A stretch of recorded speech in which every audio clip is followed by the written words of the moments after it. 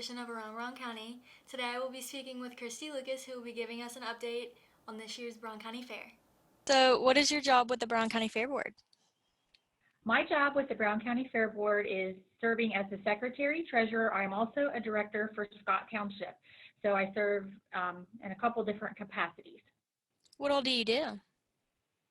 As the Secretary Treasurer, I manage the money, our bank accounts, pay our bills, keep the minutes of our meetings, and I as we're doing now, I serve as a spokesperson for the society with the media. Okay. So, I understand the governor has made some changes about how the fair is going to operate this year. Can you tell us more about that? Well, basically, we are having a junior fair only. That includes some food vendors, and we will have some merchants this year. So no parade, no tractor pull, no horse show, no rides, no games, no talent show, no cheerleading, no derby, Wow. a lot of no's, no floral hall. Do you think there is any potential thing that could make the fair get canceled before it happens? At this point, no. I think we're good unless there's an increase in cases that's really crazy here in Brown County. I think we should be good to go on the 28th. That's good. Has the Brown County Fair Board been in contact with any of the other fair boards to Oh, yes. see how they turned out? Mm-hmm. Yes, definitely. We work closely with the Ohio Fair managers, and they network to keep us all connected as independent fairs, and as not even just independent fairs, all of the fairs keep us kind of all on the same page, because we ultimately report to the Ohio Department of Agriculture. So we kind of network together, and yes, we have talked to many other fairs, and we've studied other fairs to see what they have done, and we've learned from their mistakes and we've learned from their successes as to how we think we're going to proceed. We are like the fifth last fair in Ohio for the 2020 season. So being at the end has had advantages and disadvantages. So, yes, we are studying. good. So, what are you guys going to do to help keep the junior participants safe? Okay, well, first of all, we will ask everyone to follow the governor's order with the social distancing and the mask mandate. We are not in a position to enforce that, but we will have the guidelines set for everyone to follow. For example, Haley, if you don't have a mask on, I'm not going to ask you why you don't have a mask on. I'm to assume you have a medical condition. And if I have my mask on, I have my mask on for my personal reasons. So our junior exhibitors, they will be wearing a mask for all of their prep on their show. The minute they get, right when they start to enter the show rings, they will be allowed to remove the mask if they wish.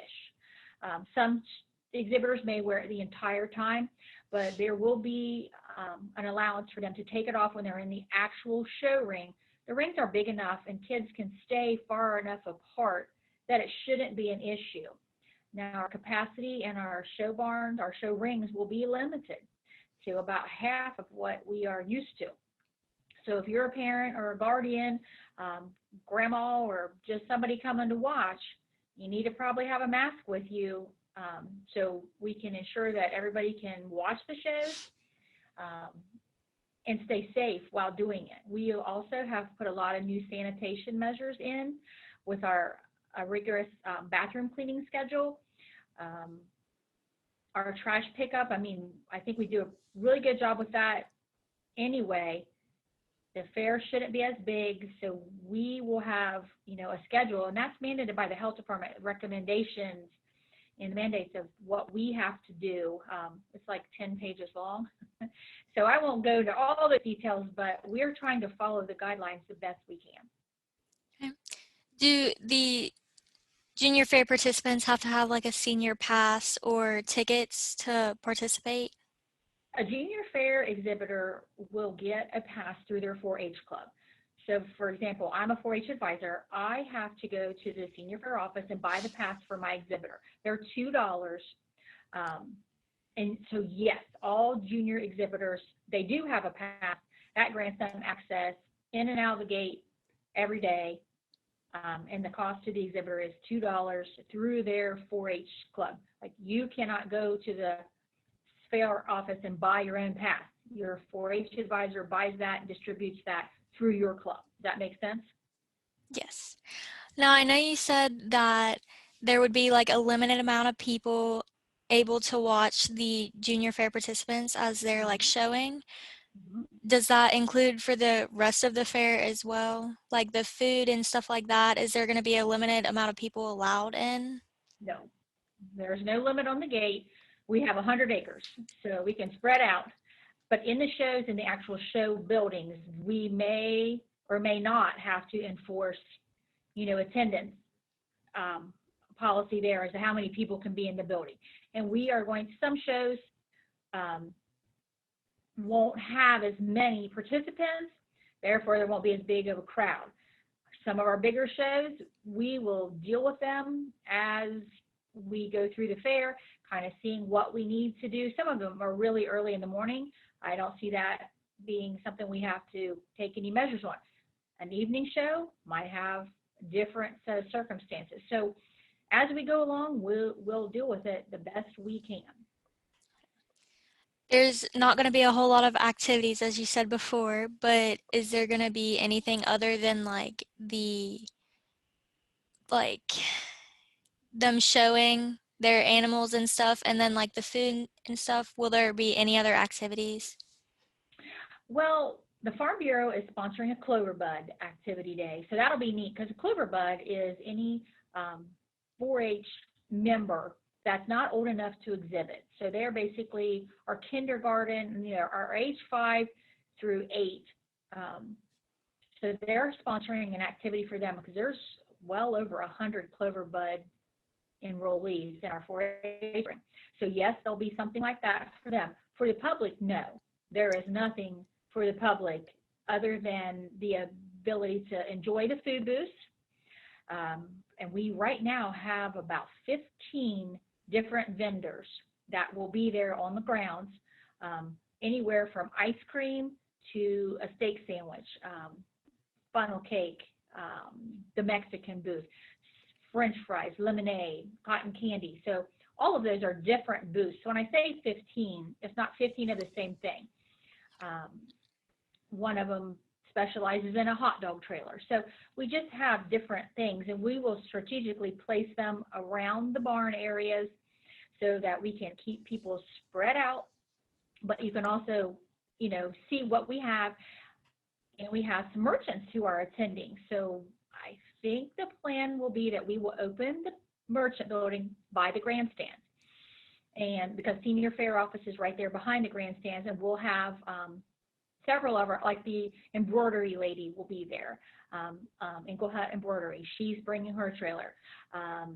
St. Marie Boutique in Georgetown has a trailer she will be bringing.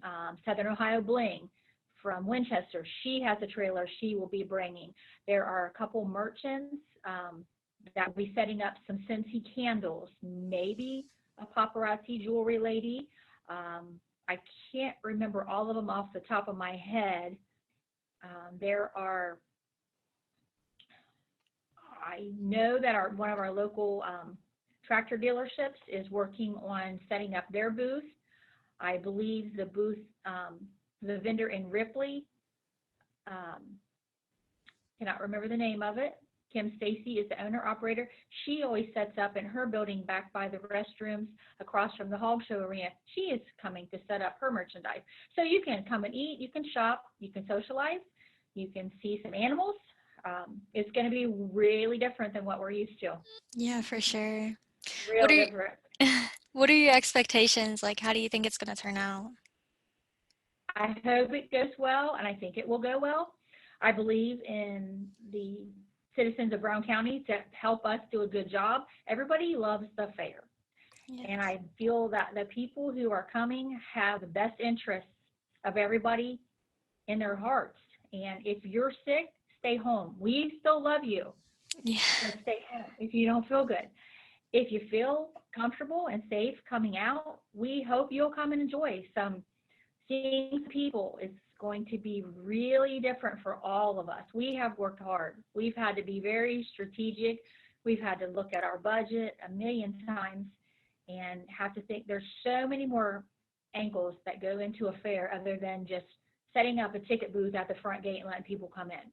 There's Right. so many things behind the scenes that, as a director, I've learned a lot in the past 4 years I've served on the Agricultural Society. So I have a whole new respect for what really happens. Yeah. Is there anything else you'd like to add about the junior fair this year? It's going to be different. I hope everybody can embrace the changes. This is something that is set forth by our governor. It is not our decision. But it is our decision that we are following the mandate that we are allowed to have a junior fair only. We are allowed to have food vendors. We are allowed to have, a limited amount of the merchants. We're not having, all the barns are not going to be open. The merchant buildings will probably be just the one with just a few booths in it. I hope that everyone can come out. I'm praying for good weather. That's going to be crucial. No rain, please. And that we can come out and be safe. Wear your mask. If you get up close to people, you're supposed to be 6 foot apart. If you're not, mask up. We want everyone to stay safe. And if you sit this year out, that's okay. If you decide to join us, I think you're going to have a good time, enjoy some delicious food, do some good shopping, supporting the junior fair. We have our auction. It's going to be way different this year for our junior fair exhibitors. Normally the auction is a live auction on Friday and Saturday. And this year it's by mail-in, or we will have a auction room open on Friday and Saturday when the fair is over. So if you are interested in buying an animal, you come down, you get registered. You're really not buying the animal, you're donating money to the exhibitor because the animal will be already loaded up at the stockyard. So we'll have the buyer room that you can visit, and we'll guide anybody with questions through that process. We'll have a team down there and a committee set up to help anybody that's a new buyer or even our existing buyers, because this is a whole new world for us this year. Everything's different. Everything. Yeah. So be kind. Bear with us as we struggle through the changes and hope for the best of it. And we're doing the best we can in 2020. Absolutely. All the new mandates. It's crazy everything that's going on. It is. It's been a challenge.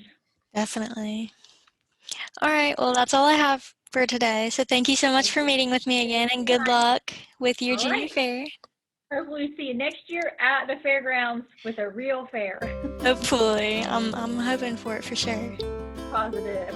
Thank you. Thank you.